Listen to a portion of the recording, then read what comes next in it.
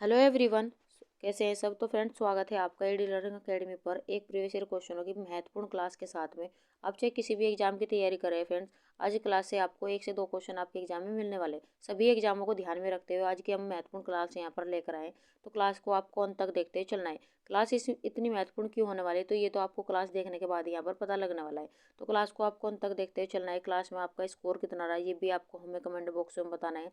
Copy pen आप साथ में लेकर बैठेगा। जो भी आज की क्लास से आपको इंपॉर्टेंट पॉइंट लगे अपनी नोटबुक में नोट करते हुए चलेगा, ताकि आप एग्जाम के समय उन्हें रिवाइज कर सको। तो चले फ्रेंड्स, आज की महत्वपूर्ण क्लास यहाँ पर शुरू करेंगे। तो क्लास को आपको स्किप बिल्कुल भी नहीं करना है, नहीं तो आप ही का यहाँ पर नुकसान होने वाला है। तो आज की क्लास का हमारा पहला क्वेश्चन हम देख लेते हैं। तो पहला क्वेश्चन है हमारा, भारत में सिकंदर की सफलता निम्न कारणों से थी। यहाँ पर कुछ कारण दिए गए हैं भारत में सिकंदर की सफलता के। ये आपको बताना है कि कौन कौन से कारण थे। पहला कारण, उसकी फौज बेहतर थी। दूसरा कारण, उसे देशद्रोही शासकों से सहायता मिली। तीसरा कारण, उस समय भारत में कोई केंद्रीय सत्ता नहीं थी। चौथा कारण, वह एक अच्छा प्रशासक था। तो नीचे दिए गए कूट से सही उत्तर का चयन कीजिए। और आप यहाँ पर देख सकते हैं कि कितने एग्जामों में क्वेश्चन यहाँ से पूछा गया है। ऐसे क्वेश्चनों को बड़े ध्यान से देखते हुए चलना है कि जो बार बार यहाँ पर रिपीट होते हैं।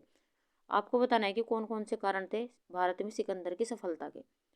ऑप्शन यहाँ पर देखें तो उसकी फौज बेहतर थी, तो ये भी इसकी सफलता का यहाँ पर कारण था, तो ये भी ऑप्शन हमारा होगा। उसे देशद्रोही शासकों की सहायता मिली, ये भी कारण था, तो ये भी ऑप्शन हमारा सही होगा। उस समय भारत में कोई केंद्रीय सत्ता नहीं थी, तो ये भी ऑप्शन हमारा यहाँ पर सही होगा। तो आप यहाँ पर देख सकते हैं 1 2 3, तो कौन से ऑप्शन में, तो तीसरा ऑप्शन हमारे यहाँ पर सही है। आगे बढ़ जाते हैं अगले क्वेश्चन की ओर। हमारा दूसरा महत्वपूर्ण प्रश्न है, डिमेकस जो एक यूनानी राजदूत था, मौर्य राजा के शासनकाल के दौरान आया था। यहाँ पर डिमेकस के बारे में बताया गया है कि यूनानी राजदूत था और ये किसके शासनकाल में आया था, ये आपको बताना है। अशोक, चंद्रगुप्त मौर्य, बिंदुसार, सुकल्प। अपना आंसर दीजिए, कौन सा ऑप्शन यहाँ पर सही होगा। डिमेकस जो एक यूनानी राजदूत था, मौर्य राजा, ये भी आपको बताना है कि ये कौन सा राजा था, मौर्य राजा किसके शासनकाल में यहाँ पर भारत में आया था। ऑप्शन यहाँ पर देखें अशोक, तो ये तो ऑप्शन हमारा नहीं होगा। चंद्रगुप्त मौर्य, ये भी ऑप्शन हमारा नहीं होगा। सुकल्प, ये भी ऑप्शन हमारा नहीं होगा। तो ऑप्शन हमारा एक ही यहाँ पर बचा है, बिंदुसार। बिंदुसार के शासनकाल में डिमेकस जो एक यूनानी राजदूत था, वो उनके शासनकाल के दौरान भारत में आया था। आगे बढ़ जाते हैं अगले प्रश्न की ओर। हमारा तीसरा महत्वपूर्ण प्रश्न है, गुजरात में खालिस्तान झील वस्तुतः एक कृत्रिम जलाशय है जो मौर्यों के शासनकाल के दौरान बनवाया गया था। लोकटक, लोनार, सुदर्शन, पुष्कर। आपको बताना है कि गुजरात में आपको झील का नाम बताना है और एक ऐसा जलाशय, ये कृत्रिम जलाशय जो मौर्यों के शासनकाल के दौरान बनवाया गया था, ये आपको यहाँ पर बताना है। ऑप्शन यहाँ पर लोकटक, तो ये गुजरात में नहीं है। लोनार, तो ये भी ऑप्शन हमारा नहीं होगा। पुष्कर, ये भी ऑप्शन हमारा नहीं होगा। तो एक ही ऑप्शन हमारे यहाँ पर बचा है, सुदर्शन झील। गुजरात में सुदर्शन झील वस्तुतः एक कृत्रिम जलाशय है जो मौर्यों के शासनकाल के दौरान बनवाया गया था। तो यहाँ पर तीसरा ऑप्शन हमारा यहाँ पर सही है। आगे बढ़ जाते हैं अगले प्रश्न की ओर। हमारा चौथा महत्वपूर्ण प्रश्न है, अशोक के शिलालेखों के अनुसार निम्नलिखित में से कौन सा मगध साम्राज्य में एक प्रांतीय केंद्र नहीं था। यहाँ पर अशोक के शिलालेखों के अनुसार आपको बताना है कि कौन सा मगध साम्राज्य का एक प्रांतीय केंद्र नहीं था, यहाँ पर नहीं बताना है। उज्जैनी, तक्षशिला, तोसली, इंद्रप्रस्थ। एसएससी एमटीएस परीक्षा 2023 में ही पूछा गया क्वेश्चन है, आपको बताना है कि कौन सा ऑप्शन यहाँ पर सही होगा। उज्जैनी, तो ये मगध साम्राज्य का एक प्रांतीय केंद्र था, तो ये तो ऑप्शन हमारा नहीं होगा। तक्षशिला भी था, तो ये भी ऑप्शन हमारा नहीं होगा। तोसली भी था, तो एक ही ऑप्शन हमारे यहाँ पर बचा है, इंद्रप्रस्थ। ये मगध साम्राज्य में एक प्रांतीय केंद्र नहीं था, तो चौथा ऑप्शन हमारा यहाँ पर सही है। आगे बढ़ जाते हैं अगले प्रश्न की ओर। हमारा पांचवा महत्वपूर्ण प्रश्न है, निम्नलिखित में से किस राजा के शिलालेखों से सूचना मिलती है कि शाक्यमुनि बुद्ध का जन्म लुम्बिनी में हुआ था। यहाँ पर आपको बताना है कि किस राजा के शिलालेखों से ये सूचना मिलती है कि बुद्ध का जन्म लुम्बिनी में हुआ था। कनिष्क, अशोक, हर्षवर्धन या धर्मपाल। अपना आंसर दीजिए। और आप यहाँ पर देख सकते हैं कि कई एग्जाम में ये क्वेश्चन बार बार यहाँ पर रिपीट हुआ है।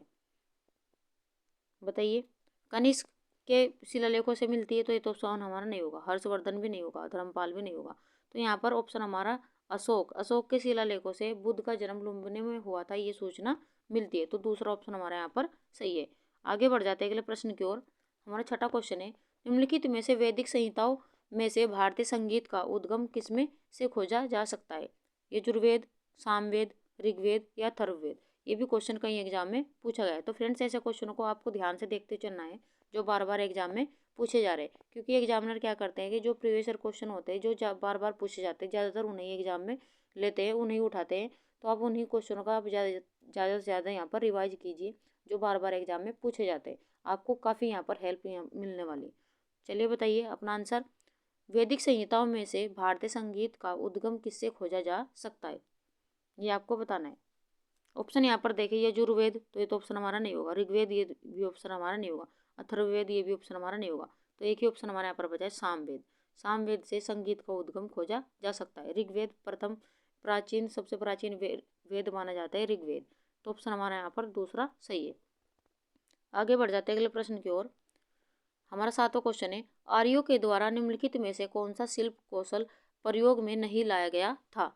यहाँ पर कौन सा शिल्प कार्य, इनके कौन सा कार्य प्रयोग में नहीं लाया गया था आर्यों के द्वारा, ये आपको यहाँ पर बताना है।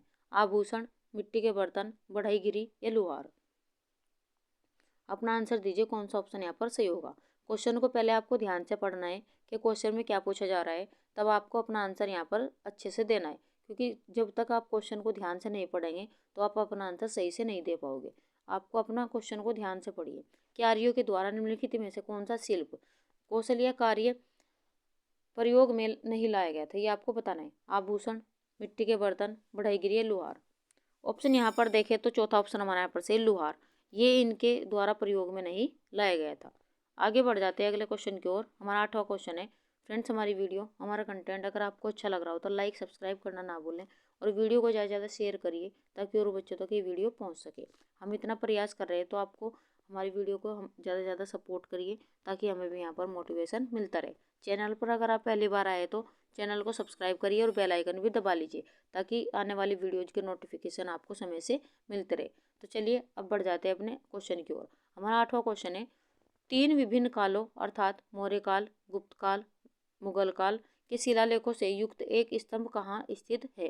टोपरा में, लोरिया, नंदनगढ़ में, इलाहाबाद या रुम्मनदेही में। आपको बताना है कि 3 विभिन्न कालों अर्थात मौर्य काल की बात हो रही है, गुप्त काल की और मुगल काल के शिलालेखों से युक्त एक स्तंभ कहाँ पर स्थित है, ये आपको बताना है। टोपरा में है क्या, तो ये तो ऑप्शन हमारा नहीं होगा। लोरिया, नंदनगढ़, ये भी ऑप्शन हमारा नहीं होगा। रुम्मनदेही, ये भी ऑप्शन हमारा नहीं होगा। तो ऑप्शन तीसरा हमारे यहाँ पर सही है, प्रयाग इलाहाबाद में स्थित है। आगे बढ़ जाते हैं अगले प्रश्न की ओर। क्वेश्चन नंबर 9, निम्नलिखित में से कौन से स्तंभ शैलकृतित से के स्तंभों को दर्शाते हैं। गोथिक स्तंभ, आगमीनियम स्तंभ, मौर्य स्तंभ, फारसी स्तंभ। आपको बताना है कि कौन सा ऑप्शन यहाँ पर सही होगा। कौन सा स्तंभ शैलकृतित के स्तंभों को दर्शाता है, ये आपको यहाँ पर बताना है। ऑप्शन यहाँ पर देखें तो तीसरा ऑप्शन हमारा यहाँ पर सही है, मौर्य स्तंभ। ये स्तंभ शैलकृतित के स्तंभों को दर्शाते हैं। तो ऑप्शन तीसरा हमारे यहाँ पर सही है। आगे बढ़ जाते हैं अगले प्रश्न की ओर। क्वेश्चन नंबर 10, सिंधु घाटी सभ्यता की विशेषता थी। देहाती खेती, प्रकृति की शक्तियों की पूजा, व्यवस्थित शहरी जीवन, जाति आधारित समाज। और ये भी ऑप्शन क्वेश्चन यहाँ पर आप देख सकते हैं कि कई एग्जाम में यहाँ से पूछा गया है।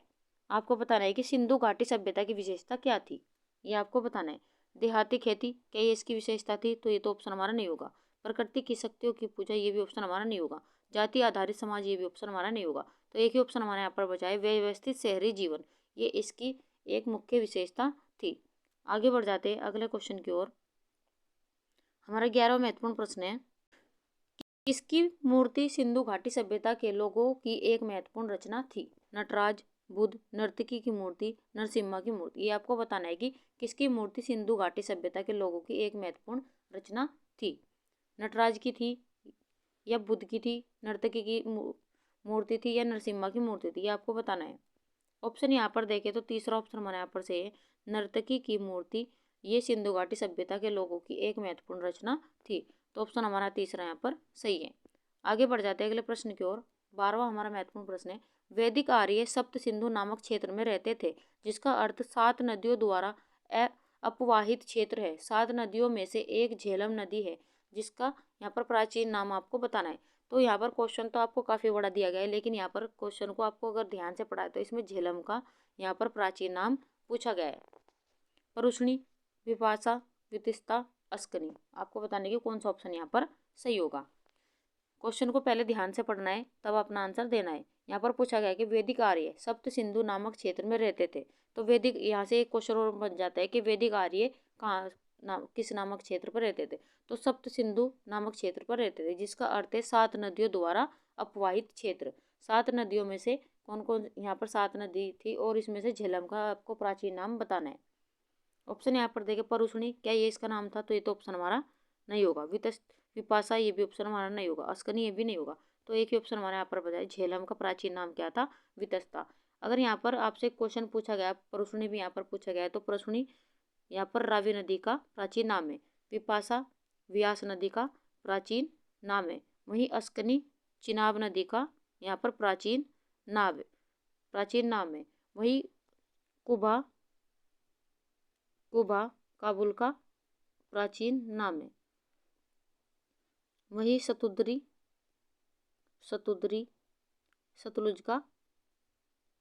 सतलज नदी का प्राचीन नाम है। तो ये सभी क्वेश्चन एग्जाम में पूछे गए। कितनी बार एग्जाम में सभी क्वेश्चन पूछे गए, तो ये नए आप नोट करते हुए चलेगा। तो मोस्ट इंपोर्टेंट ये क्वेश्चन लगाते हुए चलेगा।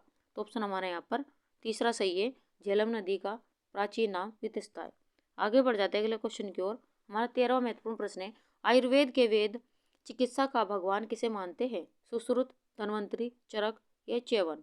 आपको बताना है यहाँ पर आयुर्वेद के वेद चिकित्सा का भगवान किसे मानते हैं। ऑप्शन यहाँ पर देखे, सुश्रुत कैसे मानते हैं? तो ये तो ऑप्शन हमारा नहीं होगा। चरक, ये भी ऑप्शन हमारा नहीं होगा। च्यवन, ये भी हमारा ऑप्शन नहीं होगा। तो ऑप्शन दूसरा हमारे यहाँ पर सही है, आयुर्वेद के वेद चिकित्सा का भगवान धन्वंतरी को मानते हैं। आगे बढ़ जाते हैं अगले क्वेश्चन की ओर। क्वेश्चन नंबर 14, महात्मा बुद्ध का महापरिनिर्वाण कहाँ हुआ? बोध गया में, लुम्बिनी में, कपिलवस्तु में, कुशीनगर में। और आप यहाँ पर देख सकते हैं कि कितनी बार ये क्वेश्चन यहाँ पर रिपीट हुआ है। तो इस क्वेश्चन को आप इम्पोर्टेंट लगाते हुए चलेगा, अभी आगे भी इसकी आने की संभावना बढ़ जाती है। आपको यहाँ पर बताना है कि महात्मा बुद्ध का महापरिनिर्वाण कहाँ हुआ था। बोध गया, क्या यहाँ पर हुआ था? तो ये तो ऑप्शन हमारा नहीं होगा। लुम्बिनी में इनका जन्म हुआ था, ये भी ऑप्शन हमारा नहीं होगा। तो कपिलवस्तु, ये भी ऑप्शन हमारा नहीं होगा। तो एक ही ऑप्शन हमारे यहाँ पर बचा है, कुशीनगर में महात्मा बुद्ध को महापरिनिर्वाण प्राप्त हुआ था। बुद्ध की 80 वर्ष की आयु में कुशीनारा, जिसे कुशीनारा या पावापुरी में इनका क्या हुआ था? महापरिनिर्वाण हुआ था। तो कुशीनगर हमारे यहाँ पर क्वेश्चन सही होगा। आगे बढ़ जाते हैं अगले प्रश्न की ओर। क्वेश्चन नंबर 15, नालंदा विश्वविद्यालय किस लिए विश्व प्रसिद्ध था? तर्कशास्त्र के लिए, चिकित्सा विज्ञान के लिए, बौद्ध धर्म दर्शन के लिए या रसायन विज्ञान के लिए। यहाँ पर आपको बताना है कि नालंदा विश्वविद्यालय यहाँ पर विश्व प्रसिद्ध था। किसके लिए विश्व प्रसिद्ध था, ये आपको बताना है। क्या तर्कशास्त्र के लिए था, चिकित्सा विज्ञान के लिए था या रसायन विज्ञान के लिए था? तो ये तो ऑप्शन हमारे नहीं होगा। तीसरा ऑप्शन हमारे यहाँ पर से बौद्ध धर्म दर्शन के लिए नालंदा विश्वविद्यालय विश्व प्रसिद्ध था। आगे बढ़ जाते हैं अगले क्वेश्चन की ओर। क्वेश्चन नंबर 16, अजातशत्रु ने निम्नलिखित में से किस पर आक्रमण करने के संबंध में वत्साकार नामक अपने मंत्री को बुद्ध के पास उनका परामर्श लेने के लिए भेजा? शाक्य, वज्जी, मल्ल या कोलिय। अपना आंसर दीजिए, कौन सा ऑप्शन यहाँ पर सही होगा। क्वेश्चन को ध्यान से पढ़िए कि अजातशत्रु ने निम्नलिखित में से किस पर आक्रमण करने के संबंध में वत्साकार नामक एक मंत्री को बुद्ध के पास उनका परामर्श लेने के लिए भेजा था। ये आपको अपना आंसर बताना है, कौन सा ऑप्शन यहाँ पर सही होगा। ऑप्शन यहाँ पर देखें तो दूसरा ऑप्शन हमारे यहाँ पर सही है, वज्जी को इन्होंने बुद्ध के पास उनका परामर्श लेने के लिए यहाँ पर वज्जी पर इन्होंने अजातशत्रु ने किस पर आक्रमण, यहाँ पर किस पर आक्रमण करने के लिए, तो यहाँ पर वज्जी पर आक्रमण करने के संबंध में वत्साकार नामक मंत्री को यहाँ पर बुद्ध के पास उनका परामर्श लेने के लिए अजातशत्रु ने भेजा था। तो ऑप्शन हमारा यहाँ पर दूसरा सही है, वज्जी पर आक्रमण करने के लिए। आगे बढ़ जाते हैं अगले क्वेश्चन की ओर। क्वेश्चन नंबर 17, मालवा क्षेत्र पर मगध की सत्ता का विस्तार निम्न में से किसके शासनकाल में हुआ था? अजातशत्रु के, उदयभद्र के, शिशुनाग के या बिंदुसार के। अपना आंसर दीजिए, कौन सा ऑप्शन यहाँ पर सही होगा। मालवा क्षेत्र पर मगध की सत्ता का विस्तार निम्न में से किसके शासनकाल में हुआ था, ये आपको बताना है। ऑप्शन यहाँ पर देखिए, अजातशत्रु, तो ये तो ऑप्शन हमारा नहीं होगा। उदयभद्र, ये भी ऑप्शन हमारा नहीं होगा। बिंदुसार, ये भी ऑप्शन हमारा नहीं होगा। तो ऑप्शन हमारा यहाँ पर शिशुनाग सही होगा। आगे बढ़ जाते हैं अगले प्रश्न की ओर। क्वेश्चन नंबर 18, मगध का कौन सा सम्राट परशुराम यहाँ पर अपरो परशुराम के नाम से जाना जाता है? अजातशत्रु, कालाशोक, महापद्मनंद, बिंदुसार। अपना आंसर दीजिए, कौन सा ऑप्शन यहाँ पर सही होगा? यहाँ पर मगध सम्राट का पूछा है आपको कि मगध का कौन सा सम्राट अपरो परशुराम के नाम से जाना जाता है? ऑप्शन यहाँ पर देखिए, अजातशत्रु, तो ये तो ऑप्शन हमारा नहीं होगा। कालाशोक, ये भी नहीं होगा। बिंदुसार, ये भी ऑप्शन हमारा नहीं होगा। तो ऑप्शन हमारे यहाँ तीसरा सही है, महापद्मनंद। ये अपरो परशुराम के नाम से जाने जाते थे। आगे बढ़ जाते हैं अगले प्रश्न की ओर। हमारा 19वां महत्वपूर्ण प्रश्न है, चंद्रगुप्त मौर्य ने सेल्यूकस को किस वर्ष में पराजित किया था? 315 ईसा पूर्व, 305 ईसा पूर्व, 300 ईसा पूर्व या 317 ईसा पूर्व? आपको बताने का कौन सा ऑप्शन यहाँ पर सही होगा। चंद्रगुप्त मौर्य ने सेल्यूकस को किस वर्ष में पराजित किया था? ऑप्शन यहाँ पर देखिए तो दूसरा ऑप्शन हमारे यहाँ पर सही है, 305 ईसा पूर्व। तो दूसरा ऑप्शन हमारे यहाँ पर सही है। आगे बढ़ जाते हैं अगले प्रश्न की ओर। हमारा 20वां महत्वपूर्ण प्रश्न है, भारत का प्रथम अस्पताल एवं औषधि बाग निर्माण करवाया था? इंपॉर्टेंट क्वेश्चन लगाते हुए चलेगा। आपको यहाँ पर बताने कि भारत का प्रथम अस्पताल औषधि बाग का निर्माण किसके द्वारा करवाया गया था? चंद्रगुप्त मौर्य, भगवान महावीर ने, अशोक ने या धन्वंतरि ने? ऑप्शन यहाँ पर देखें तो कौन सा ऑप्शन हमारा यहाँ पर सही होगा? तो अशोक ने भारत में प्रथम अस्पताल एवं औषधि बाग का निर्माण करवाया था। तो ऑप्शन हमारे यहाँ पर सम्राट अशोक यहाँ पर सही है। आगे बढ़ जाते हैं अगले क्वेश्चन की ओर। फ्रेंड्स, हमारी वीडियो, हमारा प्रयास अगर आपको अच्छा लग रहा हो तो लाइक सब्सक्राइब करना ना भूलें और वीडियो को ज़्यादा से ज़्यादा शेयर करिए अपने भाई बहन, अपने फ्रेंड्स में, ताकि और भी बच्चों को इसका फ़ायदा मिल सके। हम बस प्रयास कर रहे हैं ताकि आपका कम समय में यहाँ पर आप ज़्यादा से ज़्यादा क्वेश्चनों का रिवाइज कर सको, ज़्यादा से ज़्यादा प्रीवियस ईयर क्वेश्चन से आपको यहाँ पर फ़ायदा मिल सके। और इंपॉर्टेंट पॉइंट भी आप नोट करते चलेगा ताकि एग्जाम के समय आप उन्हें रिवाइज कर सको। शॉर्ट नोट्स बनाते हुए चलेगा, क्योंकि काफ़ी फ़ायदा आज इन क्लासेस से आपको मिलने वाला है। अगर आपने रेगुलर हमारी वीडियोज़ देखी है यहाँ पर तो आपको काफ़ी फ़ायदा मिलने वाला है। 8 से 10 क्वेश्चन आपको इन्हीं वीडियो से मिल जाएंगे आपके एग्ज़ाम में। तो आपको वीडियो को अंत तक देखते चलना है और वीडियो को लाइक सब यहाँ पर शेयर भी करना है ताकि हमें भी मोटिवेशन मिलता रहे। अगर आपको हमारा कंटेंट पसंद आ रहा है तो हमें ज़रूर बताएं कमेंट बॉक्स में कि आपको कैसा लग रहा है। तो चलिए अब देख लेते हैं अपना 21वां क्वेश्चन। निम्नलिखित में से किसने वर्ष 1877 में अशोक के शिलालेखों का एक सेट प्रकाशित किया था? MS वत्स, DC सरकार, अलेक्जेंडर कनिंघम, कॉलिन मैकेंजी। आपको यहाँ पर बताना है कि निम्नलिखित में से किसने 1877 में अशोक के शिलालेखों का एक सेट प्रकाशित किया था, ये आपको बताना है। ऑप्शन यहाँ पर देखें, MS वत्स, तो ये तो ऑप्शन हमारा नहीं होगा। DC सरकार, ये भी ऑप्शन हमारा नहीं होगा। कॉलिन मैकेंजी, ये भी ऑप्शन हमारा नहीं होगा। ऑप्शन हमारा तीसरा यहाँ पर से अलेक्जेंडर कनिंघम ने यहाँ पर 1877 में अशोक के शिलालेखों का एक सेट प्रकाशित किया था। और आप यहाँ पर देख सकते हैं SSC CGL में 2021 में पूछा गया क्वेश्चन है। आगे बढ़ जाते हैं अगले प्रश्न की ओर। हमारा क्वेश्चन नंबर 22, रुद्रदामन ने निम्नलिखित शिलालेखों में से कौन सा शुद्ध संस्कृत में रचित प्रारंभिक भारत का पहला राजकीय शिलालेख है? यहाँ पर रुद्रदामन के निम्नलिखित शिलालेखों में से कौन सा शुद्ध संस्कृत में रचित प्रारंभिक भारत का पहला राजकीय शिलालेख है? ये आपको बताना है कौन सा होगा। प्रयाग, महरौली, चिरांद या गिरनार? अपना आंसर दीजिए, कौन सा ऑप्शन यहाँ पर सही होगा। क्वेश्चन को पहले ध्यान से पढ़ना है कि क्वेश्चन में क्या पूछा गया है। यहाँ पर रुद्रदामन के निम्नलिखित शिलालेखों में से कौन सा शुद्ध संस्कृत का रचित प्रारंभिक भारत का पहला राजकीय शिलालेख है, ये आपको बताना है। ऑप्शन यहाँ पर देखिए, प्रयाग, तो ये तो ऑप्शन हमारा नहीं होगा। महरौली, ये भी नहीं होगा। चिरांद, ये भी नहीं होगा। तो ऑप्शन चौथा हमारे यहाँ पर से गिरनार। आगे बढ़ जाते हैं अगले प्रश्न की ओर। क्वेश्चन नंबर 23, वल्लभी जो प्राचीन भारत का एक शहर था, 5वीं से 8वीं शताब्दी तक राजवंश की राजधानी था। ये आपको बताना है कि वल्लभी जो एक प्राचीन भारत का शहर था, 5वीं से 8वीं शताब्दी में तक ये किस राजवंश की राजधानी था? चालुक्य, पल्लव, वाकाटक या मैत्रक? अपना आंसर दीजिए, कौन सा ऑप्शन यहाँ पर सही होगा। ऑप्शन यहाँ पर देखें तो चौथा ऑप्शन हमारा यहाँ पर से मैत्रक। मैत्रक राजवंश की राजधानी क्या थी? वल्लभी, जो एक प्राचीन शहर था भारत का। आगे बढ़ जाते हैं अगले प्रश्न की ओर। क्वेश्चन नंबर 24, गुप्तों के पतन के बाद भारत के विभिन्न भागों में विभिन्न साम्राज्यों का उदय हुआ। उनमें से मौखरियों का उदय निम्नलिखित में से किस क्षेत्र में हुआ था? थानेसर, कुन्नूर, कन्नौज या वल्लभी? अपना आंसर दीजिए, कौन सा ऑप्शन यहाँ पर सही होगा।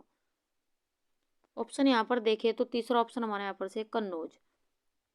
कन्नौज गुप्तों के पतन के बाद भारत के निम्नलिखित यहाँ पर विभिन्न भागों में से विभिन्न साम्राज्यों का उदय हुआ। उनमें से मौर्यों का उदय हुआ था यहाँ पर किस क्षेत्र में हुआ था? कन्नौज में हुआ था।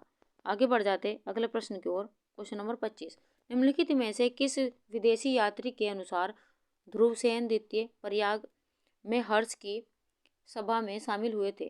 फहियान, मार्को पोलो, इत्सिंग या ह्वेनसांग? अपना आंसर दीजिए, कौन सा ऑप्शन यहाँ पर सही होगा।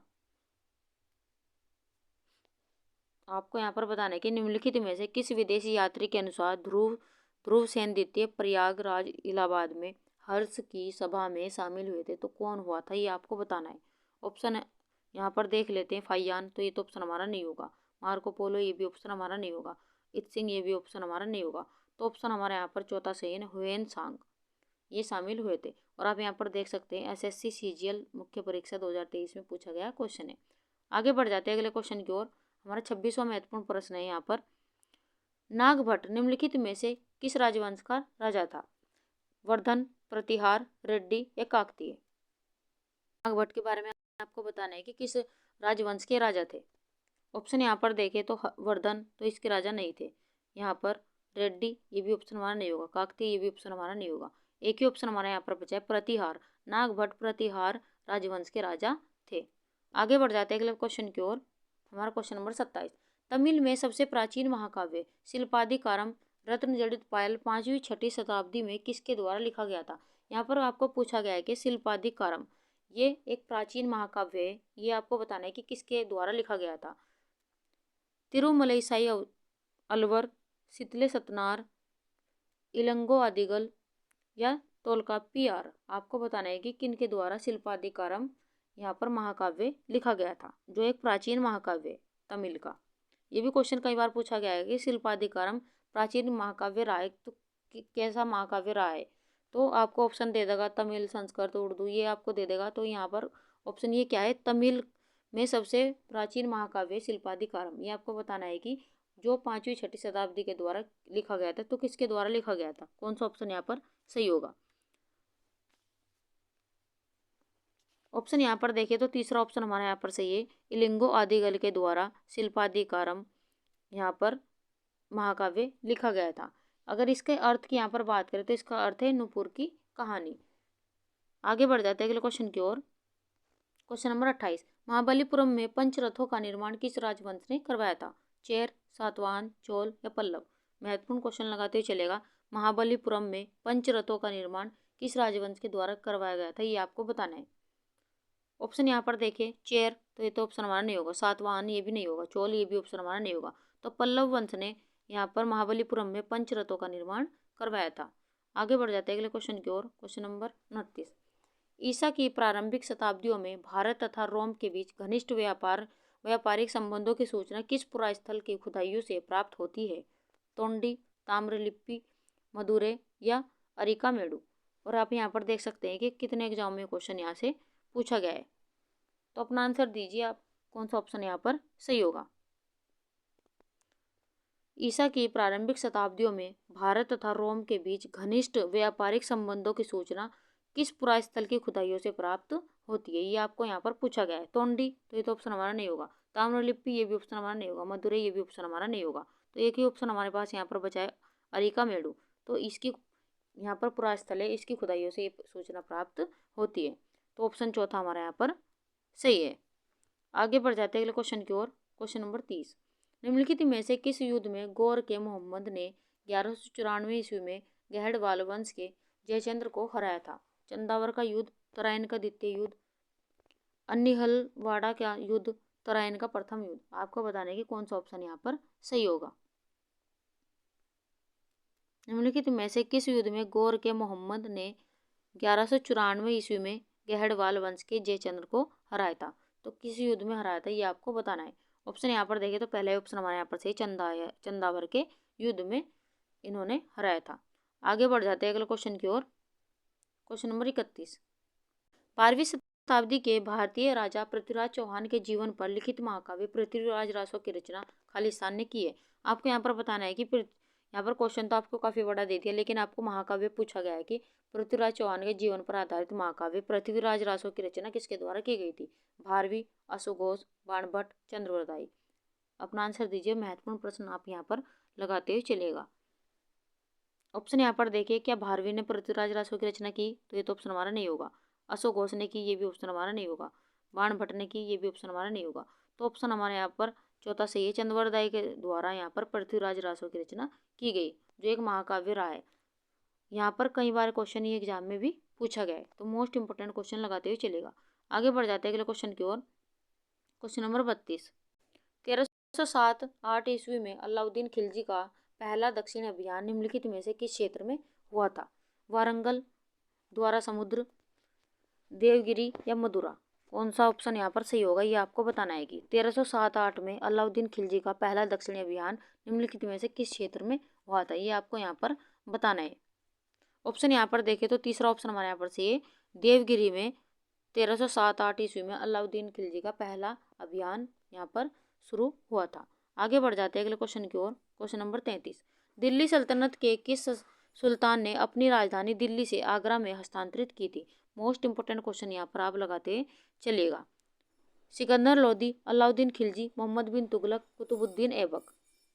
यहाँ पर पूछा गया दिल्ली सल्तनत के किस सुल्तान ने अपनी राजधानी दिल्ली से आगरा हस्तांतरित की थी, ये आपको बताना है। ऑप्शन यहाँ पर देखें तो पहले ऑप्शन हमारे यहाँ पर सही है, सिकंदर लोदी। सिकंदर लोदी ने यहाँ पर दिल्ली से आगरा हस्तांतरित की थी अपनी राजधानी। आगे बढ़ जाते हैं अगले क्वेश्चन की ओर। Question number 34। कुतुब मीनार का नाम सूफी संत खालिस्तान के नाम पर रखा गया, ये आपको बताना है कि कुतुब मीनार का नाम किस सूफी संत के नाम पर रखा गया? अलाउद्दीन साबिर अशरफ, सैयद वाहिद अशरफ, ख्वाजा कुतुबुद्दीन बख्तियार काकी या कुतुबुद्दीन ऐबक? आपको बताना है यहाँ पर कौन सा ऑप्शन यहाँ पर सही होगा। कुतुब मीनार का नाम किस सूफी संत के नाम पर रखा गया है? ऑप्शन यहाँ पर देखें तो तीसरा ऑप्शन हमारे यहाँ पर सही है, ख्वाजा कुतुबुद्दीन बख्तियार काकी के नाम पर कुतुब मीनार का नाम रखा गया है। ऑप्शन तीसरा हमारे यहाँ पर सही है। आगे बढ़ जाते हैं अगले क्वेश्चन की ओर। Question number 35। पहला मुस्लिम शासक कौन था जिसका साम्राज्य भारत के सुदूर दक्षिण सहित लगभग संपूर्ण भारत में फैला था? जलालुद्दीन खिलजी, गैसुद्दीन बलबन, फिरोज शाह तुगलक या अलाउद्दीन खिलजी? आपको यहाँ पर बताना है कि पहला मुस्लिम शासक, यहाँ पर भी क्वेश्चन ये भी पूछा गया है कि पहला मुस्लिम शासक कौन था जिसका साम्राज्य भारत के सुदूर दक्षिण सहित लगभग संपूर्ण भारत में फैला था, ये भी क्वेश्चन पूछा गया है एग्जाम में। आपको बताना है कि ये कौन शासक था, ये भी पूछा गया है कि आपको बताने की कौन सा ऑप्शन यहाँ पर सही होगा।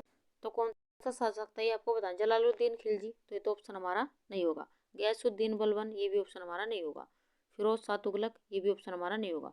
ऑप्शन हमारा यहाँ पर चौथा सही है, अलाउद्दीन खिलजी। ये पहला मुस्लिम शासक था जिसका साम्राज्य भारत के सुदूर दक्षिण सहित लगभग संपूर्ण भारत में फैला था। और मोस्ट इंपोर्टेंट क्वेश्चन ये लगाते हुए चलेगा, आगे भी इस क्वेश्चन की आने की संभावना है। आगे बढ़ जाते अगले क्वेश्चन की ओर। Question number 36। किसने 1329 ईस्वी से 1330 के बीच तांबे के सिक्कों के रूप में मुद्रा चलाई थी? अलाउद्दीन खिलजी, फिरोज शाह तुगलक, मोहम्मद बिन तुगलक, गयासुद्दीन तुगलक? आपको यहाँ पर बताना है कि किसने 1329 से 1330 के बीच तांबे के सिक्कों के रूप में मुद्रा चलाई थी। आपको बताने की कौन सा ऑप्शन यहाँ पर सही होगा। ऑप्शन यहाँ पर देखें तो ऑप्शन तीसरा हमारे यहाँ पर सही है, मोहम्मद बिन तुगलक। मोहम्मद बिन तुगलक ने 1329-30 के बीच तांबे के सिक्कों के रूप में मुद्रा चलाई थी। तो ऑप्शन हमारा तीसरा यहाँ पर सही है। आगे बढ़ जाते हैं अगले क्वेश्चन की ओर। Question number 37। श्रृंगेरी, बद्रीनाथ, द्वारका और पुरी 4 मठ किसके द्वारा स्थापित किए गए थे? यहाँ पर आपको ध्यान से पढ़ना है, क्वेश्चन महत्वपूर्ण लगाते हुए चलेगा। यहाँ पर श्रृंगेरी, बद्रीनाथ, द्वारका और पुरी में 4 मठ किसके द्वारा स्थापित किए गए थे, ये आपको बताना है। अशोक, आदि शंकराचार्य, माधव विद्यारण्य या रामानुज? अपना आंसर दीजिए कौन सा ऑप्शन यहाँ पर सही होगा। इन 4 मठों की स्थापना किसके द्वारा की गई थी? ऑप्शन यहाँ पर देखें, क्या अशोक के द्वारा की गई थी? तो ये तो ऑप्शन हमारा नहीं होगा। माधव विद्यारण्य, ये भी ऑप्शन हमारा नहीं होगा। रामानुज, ये भी ऑप्शन हमारा नहीं होगा। तो ऑप्शन हमारा यहाँ दूसरा यहाँ पर सही है, आदि शंकराचार्य के द्वारा श्रृंगेरी, बद्रीनाथ, द्वारका और पुरी में 4 मठों के स्थापित किया गया था। तो दूसरा ऑप्शन हमारे यहाँ पर सही है, आदि शंकराचार्य। आगे बढ़ जाते हैं अगले क्वेश्चन की ओर। Question number 38। बहमनी राज्य की प्रथम राजधानी निम्नलिखित में से कौन सी थी? दौलताबाद, गुलबर्गा, बीदर, हुसैनाबाद? आपको यहाँ पर बताना है कि बहमनी साम्राज्य की यहाँ पर प्रथम राजधानी कौन सी थी, ये आपको बताना है।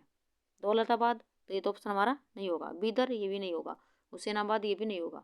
तो ऑप्शन हमारा दूसरा यहाँ पर से गुलबर्गा बहमनी साम्राज्य की प्रथम राजधानी थी। आगे बढ़ जाते हैं अगले क्वेश्चन की ओर। विजयनगर साम्राज्य की स्थापना निम्नलिखित में से किस वर्ष हुई थी? 1239, 1456, 1412 या 1336। आपको बताना है कि विजयनगर साम्राज्य की स्थापना निम्नलिखित में से किस वर्ष हुई थी। ऑप्शन यहाँ पर देखें तो 1239, तो ये तो ऑप्शन हमारा नहीं होगा। 1456 ये भी नहीं होगा। 1412 ये भी नहीं होगा। तो एक ही ऑप्शन हमारा यहाँ पर बचा है। 1336 में यहाँ पर हरिहर बुक्का के द्वारा विजयनगर साम्राज्य की स्थापना तुंगभद्रा नदी के तट पर की गई थी। तो यहाँ पर भी क्वेश्चन कई बार पूछा गया है कि विजयनगर साम्राज्य की स्थापना किसके द्वारा की गई थी? तो हरिहर बुक्का के द्वारा की गई थी। हरिहर बुक्का के द्वारा विजयनगर साम्राज्य की स्थापना 1336 में की गई थी। और ये भी नदी भी पूछा जाता है, तुंगभद्रा नदी। तुंगभद्रा नदी के तट पर की गई थी। तो ये भी ऑप्शन महत्वपूर्ण लगाते हुए चलेगा। आगे बढ़ जाते हैं अपने 40वें क्वेश्चन की ओर। मुगल काल में किया गया महाभारत का फारसी अनुवाद किस नाम से जाना जाता है? रेफ्ता, सफीनत उल ओलिया, रिसाल ए हकनामा, रज्मनामा। आपको यहाँ पर बताना है कि मुगल काल में किया गया महाभारत का फारसी में अनुवाद किस नाम से जाना जाता है, ये आपको बताना है। रेफ्ता, तो ये तो ऑप्शन हमारा नहीं होगा। सफीनत उल ओलिया ये भी नहीं होगा। रिसाल ए हकनामा ये भी ऑप्शन हमारा नहीं होगा। तो रज्मनामा ये मुगल काल में महाभारत का फारसी में अनुवाद रज्मनामा नाम से किया गया था। मोस्ट इंपोर्टेंट क्वेश्चन लगाते हुए चलेगा। आगे बढ़ जाते अपने 41वें महत्वपूर्ण प्रश्न की ओर। इनमें से किसने हुमायूं को यह प्रस्ताव दिया था कि यदि उसे बंगाल पर अधिकार करने दिया गया तो वह बिहार को समर्पित कर देगा और 10 लाख दिनार की वार्षिक श्रद्धांजलि अर्पित करेगा? महत्वपूर्ण प्रश्न लगाते हुए चलेगा।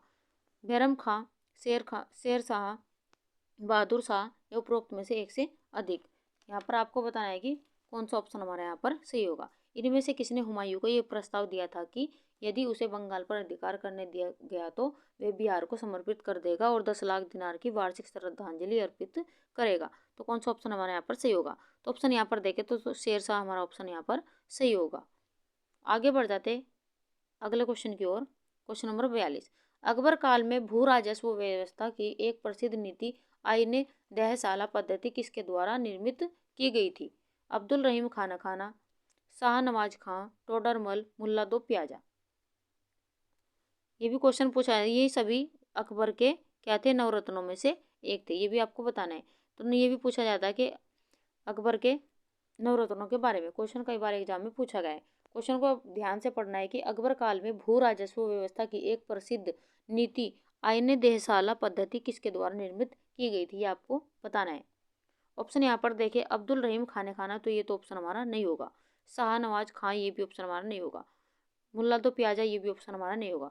तो टोडरमल जी के द्वारा आईने दहसाला पद्धति की यहाँ पर निर्मित की गई थी। तो ऑप्शन हमारा यहाँ पर सही है। और ये कैसी पद्धति थी? भू राजस्व पद्धति।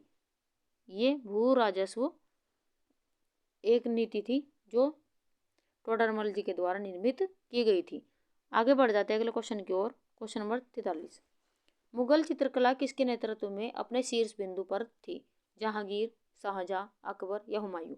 ये भी क्वेश्चन कई एग्जाम में पूछा गया है। तो मोस्ट इंपोर्टेंट लगाते हुए चलेगा। आपको बताना है कि मुगल चित्रकला किसके नेतृत्व में अपने शीर्ष बिंदु पर थी? ऑप्शन यहाँ पर देखिए तो पहले ऑप्शन हमारे यहाँ पर सही है, जहांगीर के समय में मुगल चित्रकला शीर्ष बिंदु पर थी। आगे बढ़ जाते हैं अगले क्वेश्चन की ओर। Question number 44। फ्रेंड्स, अगर आपको हमारा प्रयास अच्छा लग रहा हो तो लाइक सब्सक्राइब करना ना भूलें और वीडियो को ज़्यादा से ज़्यादा शेयर कीजिए। अगर आपको हमारा कंटेंट अच्छा नहीं लग रहा तो ये भी आप हमें कमेंट बॉक्स में ज़रूर बताएं, ताकि हम और भी इसमें सुधार कर सकें। और हम अपनी तरफ से और भी अच्छा प्रयास करेंगे और भी बेहतर करने की यहाँ पर पूरी कोशिश करेंगे, ताकि आपको ज़्यादा से ज़्यादा फ़ायदा मिल सके आपके एग्ज़ाम में। तो हमारे इस प्रयास को आप एक लाइक ज़रूर कीजिए। तो चलिए अब देख लेते हैं अपना 44वां क्वेश्चन। शिवाजी महाराज के शासनकाल में मंत्रिपरिषद को किस नाम से जाना जाता था? अष्टप्रधान, अष्टदिग्गज, नवरत्न, अग्रहराम। आपको यहाँ पर बताना है कि शिवाजी महाराज के शासनकाल में मंत्रिपरिषद को किस नाम से जाना जाता था?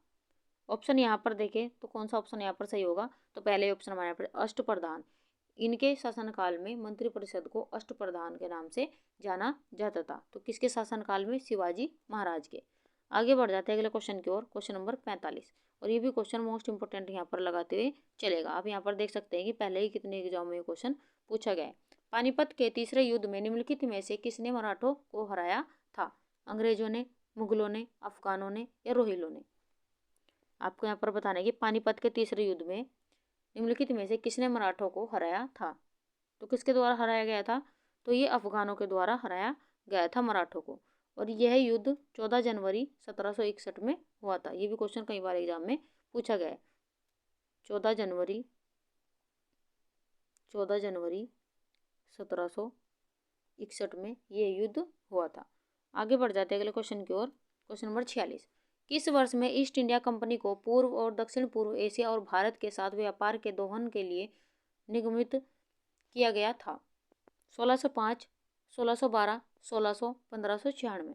आपको यहाँ पर बताना है कि किस वर्ष ईस्ट इंडिया कंपनी को पूर्व और दक्षिण पूर्व एशिया और भारत के साथ व्यापार के दोहन के लिए निगमित किया गया था, ये आपको बताना है। तो ऑप्शन यहाँ पर देखिए, क्या 1605? तो ये तो ऑप्शन हमारा नहीं होगा। 1612 भी नहीं होगा, 1596 भी नहीं होगा। तो 1600 में यहाँ पर तारीख 31 दिसंबर 1600 को यहाँ पर ईस्ट इंडिया कंपनी को पूर्व और दक्षिण पूर्वी एशिया और भारत के साथ व्यापार के दोहन के लिए निगमित किया गया था। आगे बढ़ जाते हैं अगले क्वेश्चन की ओर, क्वेश्चन नंबर 47। ये भी मोस्ट इंपोर्टेंट क्वेश्चन लगाते हुए चलेगा। पहले ही कितने एग्जाम में ऐसा क्वेश्चन पूछा गया है, वेरी वेरी इंपोर्टेंट लगाते हुए चलेगा। मध्यकाल में सर्वप्रथम भारत से व्यापार संबंध स्थापित करने वाले थे? डच, फ्रांसीसी, पुर्तगाल या अंग्रेज? आपको यहाँ पर बताने के मध्यकाल में सर्वप्रथम, ये भी क्वेश्चन पूछा गया है, सर्वप्रथम किसके द्वारा व्यापार संबंधित स्थापित किए गए थे? यहाँ पर सर्वप्रथम पूछा गया है, आपको बताना है। और किस समय में? मध्यकाल में। क्या डचों के साथ में, फ्रांसीसी के साथ में, पुर्तगाली के साथ में या अंग्रेजों के साथ में? ये आपको बताना है। ऑप्शन यहाँ पर देखें तो तीसरा ऑप्शन हमारे यहाँ पर सही है। पुर्तगाली के साथ में मध्यकाल में सर्वप्रथम भारत में व्यापार संबंध स्थापित करने वाले कौन थे भारत के साथ में? तो ये पुर्तगाली थे। और पहले व्यापारी भी कौन थे? पुर्तगाली थे। आगे बढ़ जाते हैं अगले क्वेश्चन की ओर। ईस्ट इंडिया कंपनी को बंगाल में किस स्थान पर व्यापार करने और फैक्ट्री स्थापित करने की अनुमति 1651 ईस्वी में मुगलों द्वारा दी गई थी? सिंगूर, वर्धमान, कासिम बाजार, कोलकाता?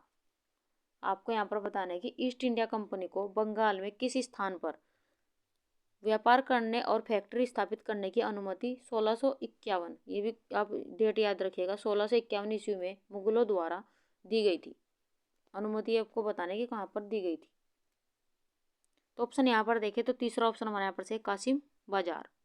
कासिम बाजार में ईस्ट इंडिया कंपनी को यहाँ पर व्यापार करने और फैक्ट्री स्थापित करने की अनुमति 1651 ईस्वी में मुगलों के द्वारा दी गई थी। आगे बढ़ जाते हैं अगले क्वेश्चन की ओर। किस शिक्षा रिपोर्ट के बाद कलकत्ता विश्वविद्यालय अस्तित्व में आया था? इंटर आयोग, Macaulay minute, charter act, Wood dispatch? आपको बताने की किस शिक्षा रिपोर्ट के बाद कलकत्ता विश्वविद्यालय अस्तित्व में आया था? महत्वपूर्ण प्रश्न लगाते ही चलेगा। इंटर आयोग, तो ये तो ऑप्शन हमारा नहीं होगा। मैकाले मिनट, ये भी नहीं होगा। चार्टर एक्ट, ये भी ऑप्शन हमारा नहीं होगा। तो एक ही ऑप्शन हमारा यहाँ पर वुड डिस्पैच, यहाँ पर शिक्षा रिपोर्ट के बाद कलकत्ता विश्वविद्यालय अस्तित्व में आया था। मोस्ट इंपोर्टेंट क्वेश्चन लगाते ही चलेगा। वुड डिस्पैच से कई बार क्वेश्चन पूछे गए। आगे बढ़ जाते हैं अपने क्लास के अंतिम क्वेश्चन की ओर। फ्रेंड्स, ये हमारी क्लास का अंतिम क्वेश्चन है। कलकत्ता, मुंबई और मद्रास में उच्च न्यायालय की स्थापना कब हुई थी? 1919, 1861, 1935 या 1862? अपना आंसर दीजिए, कौन सा ऑप्शन है हमारे यहाँ पर सही होगा। कलकत्ता, मुंबई और मद्रास में उच्च न्यायालय की स्थापना कब हुई थी, ये आपको यहाँ पर बताना है। ऑप्शन यहाँ पर देखें तो 1919, तो ये तो ऑप्शन हमारा नहीं होगा। 1861, ये भी नहीं होगा। 1935, ये भी ऑप्शन हमारा नहीं होगा। तो 1862 में कलकत्ता, मुंबई, मद्रास उच्च न्यायालय की स्थापना की गई थी। तो 1861 के भारत परिषद अधिनियम में 1861 के भारतीय उच्च न्यायालय अधिनियम के तहत भारत में 1862 में कलकत्ता, मुंबई और मद्रास उच्च न्यायालय की स्थापना की गई थी। तो अधिनियम कौन सा था? 1861 का था, लेकिन स्थापना कब हुई थी? 1862 में हुई थी। तो ये भी आप ध्यान रखते चलेगा। तो चलिए फ्रेंड्स, ये थी आज की हमारी क्लास। हमारी क्लास आपको कैसी लगी, हमारा कंटेंट आपको कैसे लगा, ये भी आपको हमें कमेंट बॉक्स में बताना है। क्लास अगर आपको अच्छी लगी तो लाइक सब्सक्राइब करना ना भूलें। क्लास में आपका स्कोर कितना रहा ये भी आपको हमें कमेंट बॉक्स में बताना है। तो चलिए मिलते हैं ऐसे ही बेहतरीन क्वेश्चनों के साथ में नेक्स्ट वीडियो में। तब तक के लिए आप खुश रहिए, अपने माता पिता का सम्मान कीजिए। वीडियो पसंद आई हो तो एक लाइक ज़रूर कीजिएगा। तो चलिए नेक्स्ट वीडियो में मिलते हैं, तब तक के लिए आप खुश रहिए। Bye, thank you.